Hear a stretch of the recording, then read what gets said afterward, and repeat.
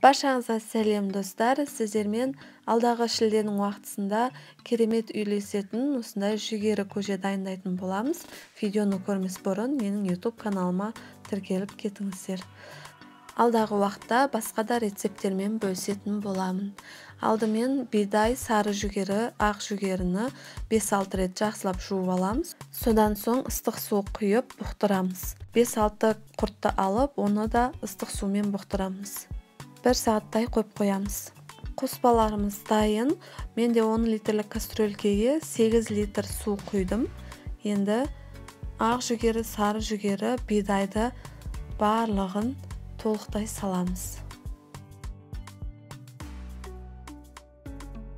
Қоспамыздың барлығын салдық, енді қайнатуға газге қоямыз. Міне газде қайнап бастады. Осы уақытта бетінің көбігін алып тастаймыз. Содан соң тұзын саламыз. Тұзын дәміне қарай саласыздар. Бетін жауып, баяу отта 1,5-2 сағаттай қайнатамыз. Егер дәндері піспеген жағдайда тағы да жарты сағат қосып қайнатыңыздар. Міне менде қайнап болды. Астын өшірдік. Енді кішкене суығанын күтеміз. Сол арада біз жаңағы ыстық суды құйып қойған құртымызды еземіз. Кішкене жібіді осындай езгіштің көмегімен езіп аламыз.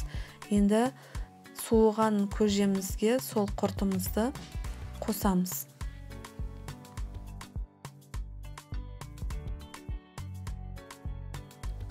Енді айранымызды қосамыз. Менде баклажканың ішінде жақсылап қозғап алдым. Айранды міндетті түрде қозғау керек, себебі арасында іртік болып қалуы мүмкін. Міне біздің көжеміз дайын. Шілденің уақытысында осы көжені жақындарыңызға жасап беріңіздер. Сіздермен болған жансая ас болсын.